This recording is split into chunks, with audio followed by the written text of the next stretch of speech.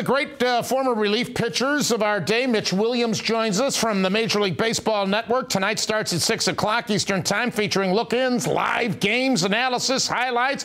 Major League Baseball Tonight, now airing live 7 days a week, including on Sundays, starting at 1 p.m. Mitch, good to have you back on the show. How you doing? I'm doing well, thank you. Were you surprised there wasn't more of a protest for Ozzie last night? You know, the way I look at it, people have come to expect Ozzie to say stupid stuff. And then when he has a chance to look back at what he says, he understands how dumb it really was and how sincere he was in his original statements. I think he was speaking from a point of ignorance. I really don't think he understood the magnitude of what he was saying. So I'm not surprised there wasn't more of a protest. Yeah, and it seems like it's dead now. Originally, some of the community leaders of Cuban-American community leaders down there in Little Havana were saying they were going to boycott, but it might have been much ado about nothing, Mitch. Yeah, it really might be. They have to look at the source. And I love Ozzie to death, but there's a lot of stuff that comes out of his mouth that, number one, doesn't make sense, and number two, it is definitely not thought through. What was thought through, if at all, with Bobby Valentine speaking out as he did about Youkilis? I don't get it. You know, I played for Bobby, and I was hoping that over the years, I mean, it's been 88 was the last time I played for him. So you're talking a lot of years in between. I know I was a pain in the ass to have as a player because I wanted to pitch every game. But Bobby was a guy that he was not easy to play for. And he's never been really good at taking care of his players, meaning that he himself taking the blame for something. He's always been a guy that would rather place blame on a player rather than protect his players. That's always been the way he's operated. And I thought maybe that had changed. And judging by what has happened in the last couple of days, I see that it hasn't changed. You know, Toronto is a very serious team. They've got a good 1-2 pitching punch with Romero and Morrow. And you know, obviously Baltimore, I still think is lacking the pitching. But heaven knows, Tampa Bay and the Yankees, how long of a leash is Valentine going to have if they don't get above 500? You know, I'm not even sure the length of the deal he signed. But Boston is not going to settle. The community itself is not going to settle for going back to being a subpar organization. They just aren't. And if the manager, when Bobby was hired, I thought, okay, yeah, this is a guy that can handle the media that comes along with that job. And I had hoped and I thought that Bobby had matured beyond where I know how much I've grown up since I played for him, and I hope the same had occurred with him, that he had grown as a manager and learned the nuances of managing and understanding that you have to have a personal relationship with every one of your players and get to know them. The best managers in the game today are not what you would call great strategists. They are guys that get to know their players' personalities and put those players in situations to have success. I look at Charlie Manuel in Philadelphia. Charlie is one of the best managers in the game because he knows every one of his players. He talks to every one of his players every day, and he knows what buttons to push on them to get the most out of them. You cannot treat every player the exact same way. Right. You can kick one player in the butt and it makes him go, and kick another player in the butt and it makes him curl up and die. Mm-hmm. So there's different things that you have to know, and that's where I think Bobby lacks the people skills, if that's what you want to call it. Learning his players, learning who he can say what about, and have it ignite him, who he can say something about, and have it just piss him off, basically. Mitch Williams of MLB Network joining us. Mitch, the Clemens jury selection is in progress.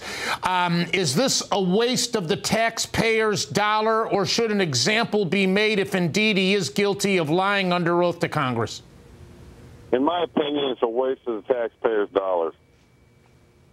They had their opportunity the first time and screwed it up in the first day. So, in my opinion, it's a waste. It's a done deal. All of it is over with. I just don't see how they can possibly get a conviction based on the chain of evidence and everything they have. I mean, you're talking about a guy that supposedly stored needles in a beer can. So how can they claim that they have rock-solid evidence? I just don't get it. I think it's an absolute waste of time. Let's talk a little baseball. Where did you predict our Indians in relation to Detroit in our division this season, Mitch?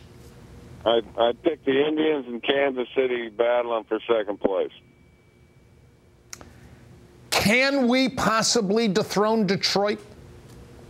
I don't think. Honestly, I think there's one team in the American League right now that can give Detroit a run for its money, and that's the Texas Rangers. You picked Texas to win that division despite all those moves by the Angels? Yep. Yeah. I picked them to win the division, and then I picked Detroit to be in the World Series this year. I picked them to win the American League this year. Yeah, you know, the winter meetings were interesting this year because it started off with Miami getting all the pub, the Reyes, Heath Bell, and then, of course, later they got Burley. But and for a while there, we thought they were going to get Pujols. And then here, the last couple of days, out of the blue, here comes this $3 billion deal over 20 years for the Angels, enabling them to sign Pujols and Wilson, and they stole the show. But you know what? I think a lot of people across the country lost sight of. That's still a pretty good championship team down there in Dallas-Fort Worth. Yeah, a lot of people don't understand that lineup in Texas. There is no chance, 1 through 9, for that opposing starting pitcher to take a breath. I mean, there is no place to relax. That offense, 1 to 9, can hurt you. And they swing the bats, and now they've got that young pitching. Derek Holland, Matt Harrison, Colby Lewis has looked unbelievable so far this year. And yet in Feliz, who's been good, Darvish, I got to give Darvish a mulligan on his first 2 outings. He won one because of the offense. His second one, he only allowed one earned run. But he's given up 17 hits in 11 1/3 innings and 8 walks. I'm giving him the first 5 starts. I'm not going to make a judgment on a kid. You're talking about someone that's not only changing teams, he's changing countries. So I'm going to give him time to get settled, to make the adjustments. He doesn't know these hitters. And when you don't know hitters, I don't care what kind of stuff you have. If you don't know how to attack the hitters with it, it's worthless. So I'm going to give him that. Once he figures out and learns these hitters, then we'll see what they've got in Darvish. But right now, I'm not willing to make that prediction on whether he's going to be a bust.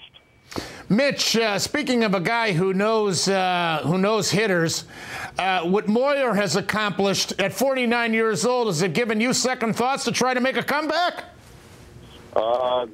No, I have zero desire to come back. I was doing a signing with Jamie 3 years ago, 4 years ago, and I'm sitting next to him at the table, and I said, Jamie, do you realize we were traded for each other 20 years ago? So it's been 24 years ago now that I was traded for Jamie Moyer. And I've been retired for 15. So what he's doing to me is it just goes to show you, and it ain't how hard you throw, it's where you throw it. And can you change speeds? He didn't throw one pitch that reached 80 miles an hour. Yeah. But if you can throw 79 and then throw 69 and locate it, you can get big league hitters out. It's a great story, Mitch. It really is. Are the Dodgers for real? How severe a blow is this with Wilson being gone for the season? And, oh, by the way, there's still a pretty good pitching staff in the likes of Arizona in that division. Well, I picked Arizona to win it, and it's a huge blow for San Francisco to lose Brian Wilson. Anytime you lose one of the best lockdown closers in the game, that's a huge blow because you're asking guys to step into a role that they're not accustomed to doing. And I know you have a lot of people that think, oh, anyone can close. Well, that ain't the case, believe me. I've seen a lot of guys over the course of my career that in the bullpen had electric stuff, in the 7th and 8th inning had electric stuff, and you put him on the mound where there's no net, and it's your game. If you give up a run, in the 8th, your offense can bail you out. You give up a run in the 9th, the bus is in 40 minutes.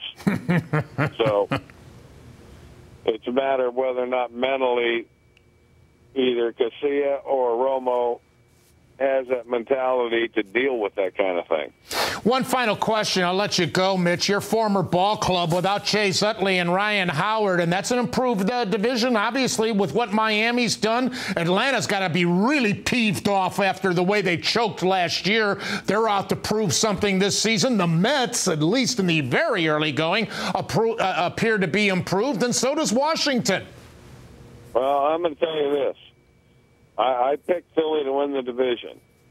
If the Phillies don't stay around 500 until Ryan Howard gets back, Washington's going to win that division. Interesting. That'd be a great story for baseball. I'm telling you, you go through spring trainings and everybody toes the company line and says what you're supposed to say every spring training. Right. We feel good. We feel we can compete. When you're in the back of your mind, we really don't have what it takes to compete. But in Washington, it was not faked. These guys truly believe they can win, and they've got a really good pitching staff and a really good lineup. And they don't even have Morris yet. Yeah, they're going to be tough.